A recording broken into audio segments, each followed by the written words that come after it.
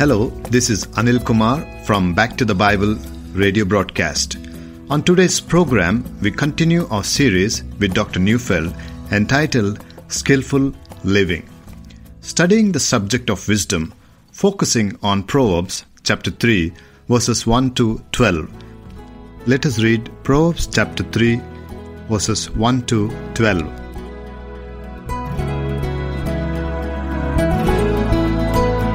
My son, do not forget my teaching, but let your heart keep my commandments, for length of the days and years of life and peace they will add to you. Do not let kindness and truth leave you. Bind them around your neck. Write them on the tablet of your heart, so you will find favor and good repute in the sight of God and man. Trust in the Lord with all your heart, and do not lean on your own understanding. In all your ways acknowledge Him, and He will make your paths straight. Do not be wise in your own eyes. Fear the Lord and turn away from evil. It will be healing to your body and refreshment to your bones. Honor the Lord from your wealth and from the first of all your produce.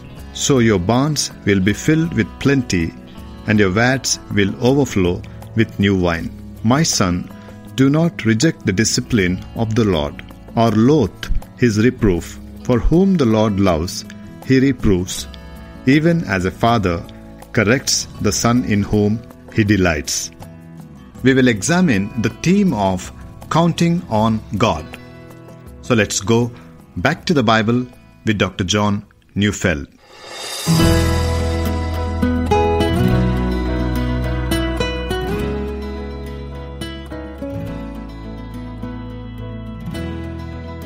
Good success means we find favor with God and man. We find that we're at peace with God and man. Our relationships are whole, not broken. If you act lovingly, all your relationships will prosper. When? In due season. Now the third command in the promise, verses 5 and 6. Trust in the Lord with all your heart and do not lean on your own understanding. In all your ways acknowledge Him. Now listen to the promise, and He will make your paths straight. Let's begin by concentrating on the reward. To make straight paths means that obstacles will be removed.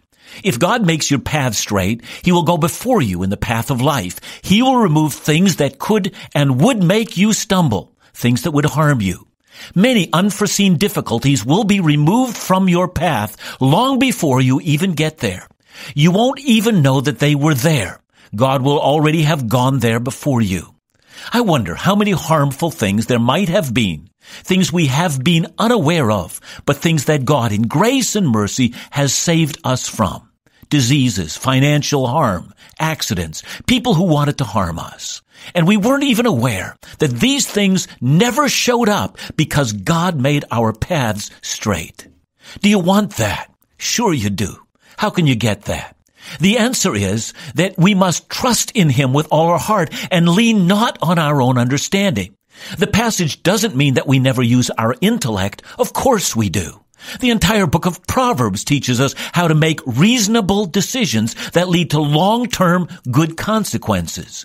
See, not relying on our understanding means we don't rely on our ways of thinking that are not God-centered. We allow God to dictate how we think about things like sex and money and work and marriage, relationships, leisure activities, even future choices. Let God direct your thinking, and He will make your path straight. Now to the fourth command and promise found in verses 7 and 8. Be not wise in your own eyes. Fear the Lord and turn away from evil. It will be healing to your flesh and refreshment to your bones. Again, the pattern continues. First the command and then the reward. So here's the command. Get humble. Get humble. Get humble. Don't think of yourself as if wisdom resides in you. It doesn't. And by nature you're a sinner and an arrogant fool. Acknowledge that and get humble. You know, I was listening to a secular talk program on the radio the other day, and a man called in castigating religious people, he said, who think they need to go to the divine for advice. What's wrong, he asked, with just good old-fashioned common sense? Now, I'm not opposed to common sense, but here in Proverbs, the issue is not common sense. It's pride. Pride clouds all of our judgment. Furthermore, pride forbids me from acknowledging that there is so much that I don't know, and that there's absolutely nothing that God doesn't know. And the promise, if you're humble, is that it will be health to you. I wonder how many diseases are due to stress and anger and anxiety and worry and frustration and bitterness and lack of purpose and a lack of joy. See, once you bow your head before God and surrender to His will, Proverbs seems to say that true humility removes diseases. I think that the diseases spoken of here truly refer to the emotional ones, one that you'll never get because you rely on God. See, are you getting convinced that the ice is thick? Can you race forward with confidence in God? Well, let's test that, shall we? Up till now, this passage has been, somewhat theoretical, but now it takes all the principles that we've learned and makes them practical. This next passage that we're about to read is not the only way. There are many that test whether we're crawling forward cautiously on the ice or we're driving with our 4x4s in great confidence, saying with joy, I'm counting on God. And so fifth, first fruit giving brings financial wealth. Look at verses 9 and 10. Honor the Lord with your wealth and with the first fruits of all your produce. Then your barns will be filled with plenty and your vats will be bursting with wine. So here we go again. First a command, then a promise. And here's the command. Honor God with your money by committing the first fruit to Him. Now, a first fruit is not just the best that we have. It's the thing you get first. In Exodus 22, verses 29 to 30, it included the first of the harvest, the first of the cattle, even the first of your children, which you would redeem with money. From this principle came the principle of tithing. And then according to verse 10, your barns will be filled with plenty, your vats bursting with wine. In other words, you will have more than enough. Now, I know that this verse has been misused by those false teachers that promise that if you send them your money, you're going to end up rich. But try to remember the eternal perspective. Honor God with the first fruit of your wealth, and your barns will overflow. When? In due season. In the light of the resurrection. Furthermore, a healthy practice of first fruit giving, rather than giving as an afterthought, focuses our attention on God who provides richly for His children in the here and now. Now to the last promise and the reward. My son, do not despise the Lord's discipline or be weary of His reproof. For the Lord reproves those whom He loves, as a father the son in whom He delights. And by the way, if you want evidence that Proverbs is not giving you a health and wealth gospel on this earth, this passage provides the antidote. Let's remember this passage in the context of all the rest. We have been told that if we delight in wisdom, we'll have a long and contented life. If we commit to love and truth, we will be held in high esteem with God and man. If we trust God completely, He will remove life's obstacles. If we learn humility, we will avoid many of life's physical and emotional diseases.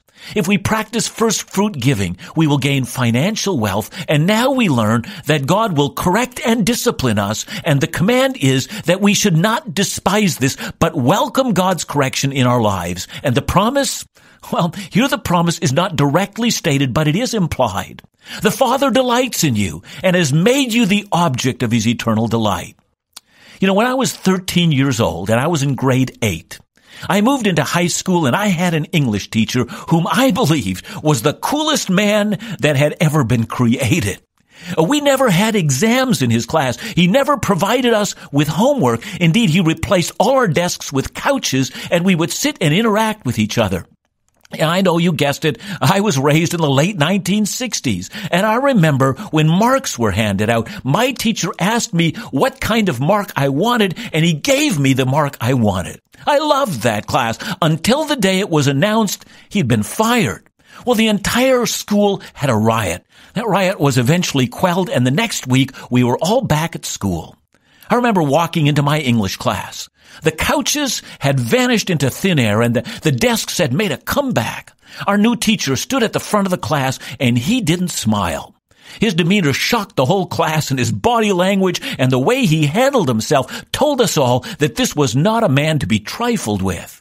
He informed us that first day that we had wasted half a year and that we are going to learn a full year's English requirements in the next half year, and anyone unwilling to accept his rules would be thrown out of the school. Then he told us to open our books and begin to write, and we did. And before that year ended, I came to love Mr. L. Berry. I found out that his stern, demanding, disciplinarian face had a loving heart, and I flourished and I grew under his tutelage. See, God is not unloving, but he deliberately introduces hardship into our lives in order to correct us so that all other things he promises us will in the end come true in the light of eternity. God will not have unwise children. And here is the vast frozen lake of God's promises. We can count on him. Wisdom may take time, and wisdom will demand that we develop a palate for it. But undergirding all the commands of wisdom are the promises of God which cannot fail. Years, health, success, straight paths, refreshment for our tired bones, and a barn full of produce, and a father who delights in his children.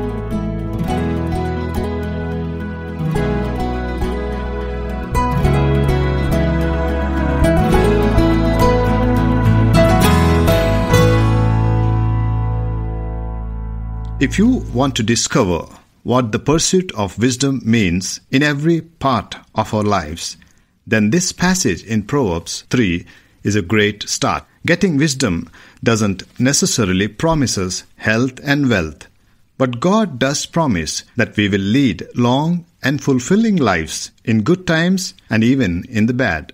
In fact, as Dr. Neufeld has pointed out, we must see the Proverbs as God's commands and his promises to guide us throughout every stage of life. Back to the Bible, leading people into a dynamic relationship with God.